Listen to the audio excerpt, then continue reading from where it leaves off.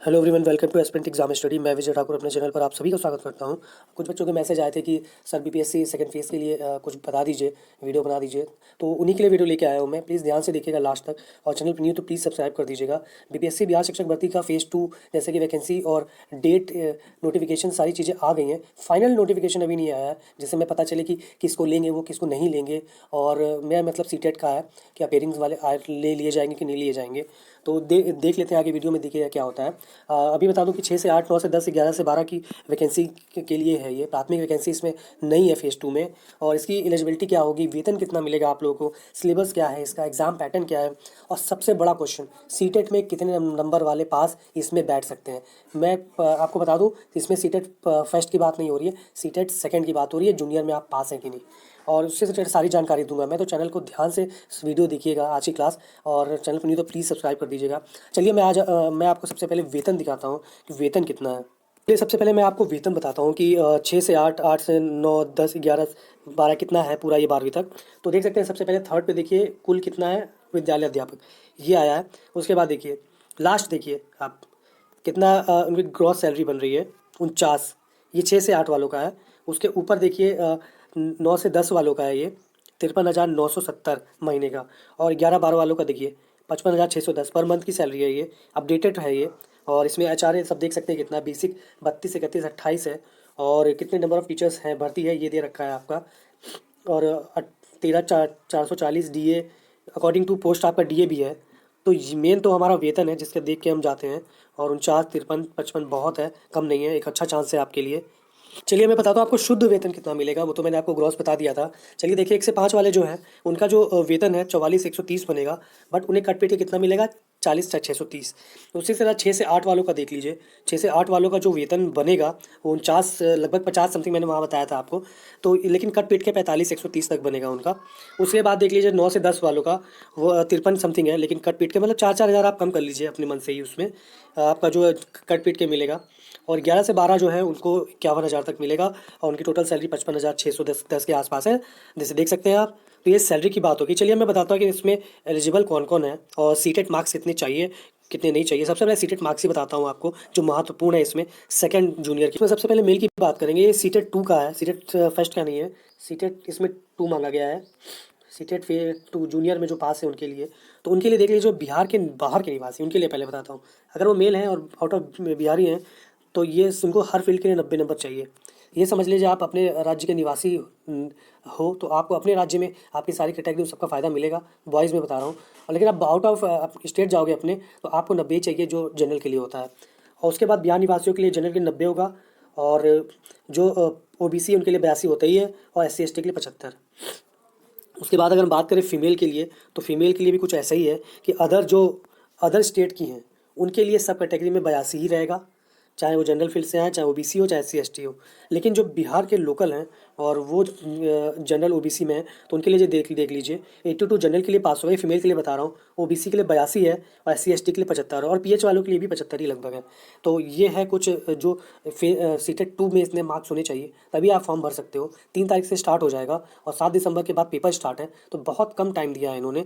और देख लीजिए अभी नोटिफिकेशन कंप्लीट आता है तो उसमें अपीयरिंग वाले को अलाउ करते हैं कि नहीं करते हैं। पिछले वाले फर्स्ट फेज़ में तो इन्होंने अलाउ कर दिया था। और फर्स्ट फेज़ वालों का एक अपडेट मैं बता दूं कि बीपीएससी जो प्राथमिक शिक्षक भर्ती हुई है उसमें जो भी न्यू टीचर अपॉइंट किए जाएंगे, जो खासकर जो आउट ऑफ बिहार से आएंगे, उन्हें पहले ग्रामीण क्षेत्रों में ही भेजा जाएगा। वैसे भी बिहार पूरा ग्रामीण ही है, लेकिन उसमें भी बहुत ही जो रूरल एरिया होंगे, बहुत ही पिछड़ा, उसमें भेजा जाएगा उन्हें। आवास की सुविधा दी जाएगी, इसलिए घबराइए मत। उसके बाद चलिए देख लेते हैं। मैंने आपको ये आपका क्वालिफिकेशन बता दिया कि सॉरी, एलिजिबिलिटी के आप कितने नंबर हो तो आप भर सकते हो यहाँ पे। चलिए मैं आपको अब दूसरी चीज़ें बताता हूँ। चलिए पहले मैं इसके लिए दस्तावेज बता देता हूँ कि आपके पास क्या होना चाहिए जो आप अपलोड करोगे भरते समय। और इसके आपको पहले ही आपसे ये सब तैयार कर लो ताकि फॉर्म आए तो आप तुरंत ये सब सामने हो आपके भर लो। और उसके बाद मैं बताऊँगा एग्जाम पैटर्न के बारे में कि क्या है क्या नहीं। सारी चर्चा होंगी इस बहुत ही शॉर्ट वीडियो में बताऊँगा मैं, तो ध्यान से देखिएगा। सबसे पहले आपके पास कोई भी फ़ोटो खींच रख लीजिए अपने पास। पहचान पत्र आपके पास होगा, या आधार या पैन कार्ड जो भी हो। ओबीसी का अगर बाहर से है, सॉरी बिहार निवासी है तो एनसीएल लगेगा आपका। ओबीसी 2 पार्ट में बिहार में लगता है, तो देख लीजिएगा आप किस पार्ट से हो, ओबीसी 1 से हो या फिर ओबीसी 2 से हो। फिर जाति प्रमाण पत्र आपका लगेगा और निवास प्रमाण पत्र, और फिर उसके बाद जन्म तिथि के लिए मैट्रिक प्रमाण पत्र आपका लगेगा। उसके बाद देख लेते हैं आगे। उसके बाद आपकी 10th 12th की मार्कशीट, जो ये फॉर्म भरने का बता रहा हूँ मैं। फिर बीएड बीएड जो भी आपकी मार्कशीट है वो आपकी लगेगी। बिहार के राज्य के निवासी हैं तो सब प्रमाण पत्र, ईडब्ल्यूएस का दावा कर रहे हैं बिहार के निवासी हैं तो प्रमाण पत्र, दिव्यांगता का वैध प्रमाण पत्र, केंद्र सरकार राज्य सरकार के अधीन अगर आप किसी पद पर नियुक्त हैं तो परीक्षा में शामिल है तो सक्षम पदाधिकारी द्वारा निर्गत अनापत्ति, मेरा मतलब एनओसी से है, यहाँ पे एनओसी टाइप कुछ मिलता है, एनओसी टाइप ही रहेगा ये, वो होगा इसमें। 6 से 8 की अगर हम बात करें तो क्वालिफाइड नेचर की अगर देखें तो क्या है, तो टोटल पेपर 120 नंबर का जैसे होता है वैसे ही होता है। और इसमें देख सकते हैं, मैं बताता हूँ आपको, मैं सेकंड मेन पेपर की बात कर रहा हूँ, क्वालिफाई पेपर की नहीं। क्वालिफाई में आपको 100 नंबर का पेपर होगा आपका, और उसमें जैसे इंग्लिश पार्ट है, फिर हिंदी होगा 75 नंबर का। इसमें आपको 30 तक मार्क्स लाने होंगे, और 30 तक लाने पे सिर्फ क्वालिफाई नेचर का है, जिससे मतलब ये है कि 30 नंबर लाओगे तब आपकी सेकंड फेज की कॉपी चेक होगी, अदरवाइज नहीं होगी।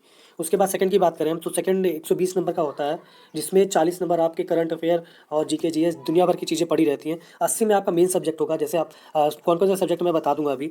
साइंस है, सामाजिक अध्ययन है, मैथ है, आपकी इस फील्ड से क्या आपके लिए है सही, वो चीज़ें मैं बता रहा हूँ, तो वो चीज़ें आप देख लीजिएगा। जैसे देख सकते हैं सब्जेक्ट कंसर्न वाला जो मैं बता रहा था आपको, 120 नंबर का होता है ये टोटल। 80 नंबर आपका सब्जेक्ट कंसर्न होगा, 40 जनरल स्टडीज़ में आता है। तो इस 40 नंबर में भी आपके जो सब्जेक्ट टेंशन है वो वाले कुछ कुछ क्वेश्चन मिलेंगे, और सारी चीज़ें कवर रहती हैं 40 वाले में। करंट अफेयर से लेकर दुनिया भर की चीज़ें जो आप नॉर्मल पेपर के लिए पढ़ते हो, जनरल स्टडी में सारी चीज़ें होंगी, तो इसमें भी आपको नंबर लाने होंगे। निगेटिव मार्किंग अभी जब आएगी नोटिफिकेशन कंप्लीट, उसमें पता चलेगा। फिलहाल अभी के लिए तो कई जगह देखा है मैंने, कई जगह कह रहे नहीं लगेगा, कई जगह कह रहे लग सकता है। तो नोटिफिकेशन कंप्लीट 3 तारीख से जो स्टार्ट है उसके पहले देखिए आता है, तो अभी कुछ कुछ आया है तो जो नोटिफिकेशन जैसा, लेकिन वो कंप्लीट नहीं है, तो आने दीजिए तब पता चलेगा। आज शायद जारी हो जाए, तो देखने वाली बात होगी कि निगेटिव मार्किंग इसमें होती है कि नहीं होती है, या फिर ये चीज़ में बाद में बताएंगे जैसे फर्स्ट फेज़ में बताया था उन्होंने। तो ये एक आपका परीक्षा पैटर्न है 6 से 8 वालों का। चलिए मैं बाकी बताता हूँ, एक बार फिर से समझ लीजिए अगर नहीं समझे हैं तो। 2 पार्ट में पेपर होता है आपका। एक पार्ट में 100 नंबर का होगा, जिसमें भी 2 पार्ट होंगे। पहला इंग्लिश का होगा 25 नंबर का, दूसरा 75 नंबर का हिंदी होगा, या आपको दूसरी लैंग्वेज आती है उसका पेपर होगा। तो उसमें आपको 30 नंबर लाने ही होंगे, जो आपके क्वालिफाई होना चाहिए। अगर 30 नंबर से कम आए तो दूसरी पार्ट की कॉपी आपकी चेक नहीं होगी, आप फेल माने जाओगे। दूसरा पार्ट आपका 120 नंबर का होता है, जिसमें 80 नंबर आपके सब्जेक्ट कंसर्न होंगे, जब आप किस फील्ड से हो, आपके सब्जेक्ट कॉम्बिनेशन क्या बने उससे आएंगे। और 40 में आपका जनरल स्टडी होगा। जनरल स्टडी में सारा चीज़ें भरे होंगे, करंट अफेयर्स, हिस्ट्री, ज्योग्राफी, हर चीज़ भरा होगा। और इसमें नंबर कम है लेकिन पढ़ने के लिए बहुत सारा है। और उसके बाद एक 220 टोटल नंबर हो जाता है। और निगेटिव मार्किंग मैंने पहले बताया, देखने को बाद में मिलेगी आपको, है कि नहीं है कंफर्म होगा। अभी फिलहाल के लिए तो नहीं है, समझ लीजिए। बाकी जो होता है तो मैं बता दूंगा। चलिए आपका मैं सब्जेक्ट कॉम्बिनेशन इसमें बता देता हूँ क्या क्या रहेगा। जो मैथ साइंस वाले हैं इसमें पहले बता दूं मैं, डीएलएड ग्रेजुएशन प्लस ग्रेजुएशन मांगा गया है, ये 6 से 8 के लिए बता रहा हूँ मैं। और अपर वाले में आपका जो 11-12 जाओगे तो आपका पोस्ट ग्रेड मांग लिया जाता है, उसके लिए अलग चीज़ें हैं। चलिए मैं 6 से 8 के लिए बेसिकली बता रहा हूँ। तो सीटेट सबसे पहले आपको सीटेट सेकंड पेपर पास होना चाहिए। अगर बाहर से आउट ऑफ और मेल है तो आपके 90 नंबर सब में होने चाहिए। फीमेल है तो 82 नंबर सब में होने चाहिए आपके। 82 नंबर सीटेट में होने चाहिए अगर फीमेल हैं, और मेल हैं तो आपके आउट ऑफ बिहार वालों को बता रहा हूँ 90 होने चाहिए, तभी आप भर सकते हो, अदरवाइज नहीं भर सकते हो। अपेयरिंग का भी चीज़ बताऊंगा मैं अभी। मैथ साइंस ग्रुप से हो आप, आपने चाहे बीटेक किया हो चाहे कोई भी किया हो, आप भर सकते हो, क्योंकि बीटेक में भी हम मैथ, फिजिक्स और केमिस्ट्री पढ़ते हैं। 4 ईयर में 2-3 साल पढ़ते हैं, हम आराम से पढ़ते हैं। तो ये आप एलिजिबल हो बीटेक, और अगर आपने बीएड किया या बीटीसी किया बीटेक के बाद तो आप एलिजिबल हो नॉर्मल ग्रेजुएशन के साथ। तो आपका कॉम्बिनेशन मैथ और साइंस बनेगा, इसके लिए आप जा सकते हो। उसके बाद देखा जाए तो सोशल साइंस में आपने ये सब्जेक्ट पढ़े हो, 2 साल पढ़े हो, तो आप क्या 1 साल या 2 साल रेगुलर पढ़ाओ, ये इन दोनों में कोई भी कॉम्बिनेशन लेके तो आप ये भर सकते हो। जैसे आपने अगर कॉमर्स लिया है तो आप सोशल साइंस का ही पेपर दोगे, और होम साइंस वाले भी देंगे, इकोनॉमिक्स वाले भी देंगे, पॉलिटी, ज्योग्राफी, हिस्ट्री ये देंगे। बीकॉम वाले भी आप इसी फील्ड में जाएंगे, सोशल साइंस में। आपने ये सारे सब्जेक्ट पढ़े हो 1 साल या 2 साल, तो आपका ये रहेगा। उसके बाद अगर हम बात करें कि हिंदी इंग्लिश के लिए, तो ऑनर्स और देख सकते हैं होना चाहिए उसके लिए, तब आप हिंदी और इंग्लिश के लिए एलिजिबल होगे। जैसा कि देख सकते हैं कि बीएड और डीएलएड ग्रेजुएशन वाले ही इसमें अप्लाई कर सकते हैं। आपने बीकॉम किया हो, बीटेक किया हो, बीए किया हो, या कुछ भी किया हो कोर्स आपका ग्रेजुएशन लेवल पे है, तो आप ये फॉर्म भर सकते हो। सीटेट में पार्ट 2 होना चाहिए आपका। पुरुषों के लिए 90 नंबर पास है, out of Bihar, general category Bihar 90, और 82 गर्ल्स के लिए है। तो अलग अलग है, ये ध्यान रखिएगा, एक जैसा नहीं है। तो ये आपका कॉम्बिनेशन बनेगा। चलिए दूसरी चीज़ बताता हूँ। ये आपकी टोटल सेकंड फेज़ की जो वैकेंसी है उसका डेटा है। टोटल इतने पोस्ट आएंगे आपका। बिहार से 28 को इसका एक नोटिस आया था, विज्ञापन जारी किया गया था, जिसमें बताया गया था, भी वो दिखा देता हूँ मैं आपको। एज की बात करें हम तो ये जनरल ईडब्ल्यूएस वाले जो मेल हैं बिहार की बेसिकली बात हो रही है, तो 20 से 37 वर्ष तक भर सकते हैं। ये फीमेल में 20 से 40 वर्ष तक भर सकती हैं। और ये मैंने तो कहा ना कि वहाँ पे ओबीसी की 2 कैटेगरी चलती है, तो उसमें भी देखिएगा तो उसमें भी 20 से 40 तक भर सकते हैं आप। SC ST में भी 20 से 42 वर्ष है। तो ये आपका है 11 से 12वीं वालों के लिए देख लीजिए, सॉरी 9 से 12वीं वालों के लिए में 11 से 37 वही चीज़ें हैं सेम। तो जैसे कि देख सकते हैं 6 से 8 के लिए एलिजिबिलिटी क्या होनी चाहिए, तो आपने 12+ इंटर के बाद DLED किया हो और जब BEd किया हो, उसके बाद आप CTET क्वालिफाई हो, अगर बिहार के निवासी हैं तो BTET बिहार टेट आपने क्वालिफाई किया हो सेकंड पेपर। ये सारी चीज़ें सेकंड पेपर के बारे में बात हो रही है। उसके बाद ग्रेजुएशन किया हो, ये 2 और करके लिखा हुआ है इस तरीके से। उसके बाद 10 की बात करें तो आपने graduation plus BEd plus STET किया हो, और ये भी सेकंड की बात हो रही है इसमें। और इसी तरह आप सेकंड 11 से 12 में देखें तो आपके पास PG डिग्री होना चाहिए, पोस्ट ग्रेजुएट डिग्री, और प्लस आपने BEd किया हो साथ में, और आपका STET सेकंड फेज आपका पास होना चाहिए। तो देख सकते हैं इतनी भर्तियाँ आएंगी, 6 से 8 में इतनी भर्तियाँ हैं, और बाकी में भी देख सकते हैं आंकड़े।